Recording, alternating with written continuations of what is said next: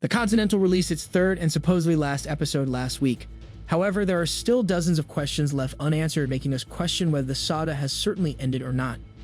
It is a well-known fact that this open-endedness benefits the expanding cinematic universe, which prioritizes atmosphere and abstract allegorical themes over concrete resolutions. Nevertheless, I still argue that we deserve more answers beyond the metaphors and vibes. Thankfully, it appears that the show is far from over as John Wick's universe continues to expand. Are you excited to hear about when the next installment of the saga will be out? Well, then keep on watching. But first, let me remind you what has happened at the end of episode 3 briefly.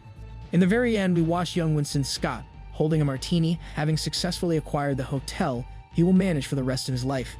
But at what cost? Well, we spent the entire episode basically launching a massacre, albeit almost none of our supposed good guys have been killed. So it was a well-calculated massacre that eliminated only the ones that were bothersome to our main character, Winston. I feel like this is the biggest difference between the Continental series and from John Wick franchise, apart from the constant cuts and action scenes.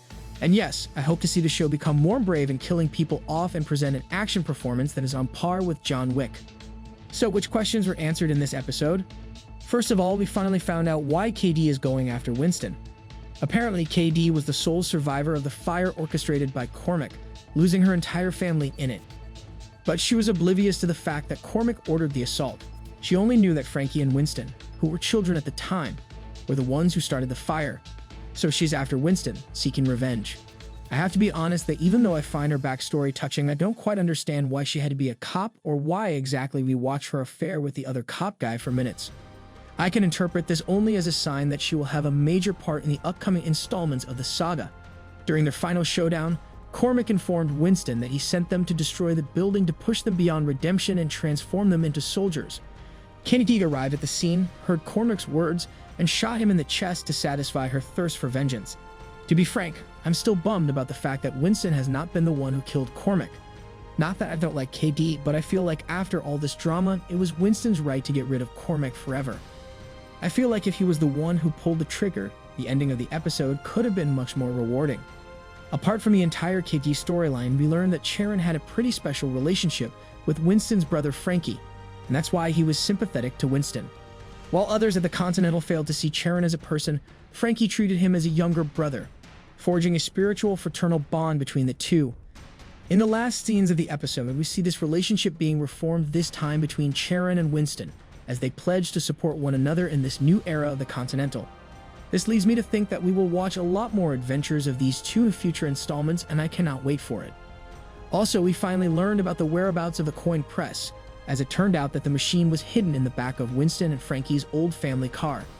Now the press is in safe hands, giving Winston the ultimate power in this universe that is obsessed with that coin press. He is so powerful that he does not think twice about killing the adjudicator. And that was the scene that solidified my suspicion of having multiple installments in this saga. Now it is confirmed that John Wick's universe will continue to expand further, but it is still ambiguous whether the Continental continue as a show or if will there be other series ahead. I strongly believe that the Continental will continue to explore Winston's rise to power, perhaps up until the day of John Wick. We might even see the young John Wick taking part in this universe and exploring his origin story. Since the show has a very high production value, I don't think we will get a next season in the next year. But 2025 will be the year of the Continental Season 2. However, I also believe that we will get some prequel series exploring Cormac and his rise to power, as well as the origins of the Continental as a hotel. So don't be surprised to see Cormac back in this brutal universe. But what do you think? Are you satisfied with the ending of the Continental?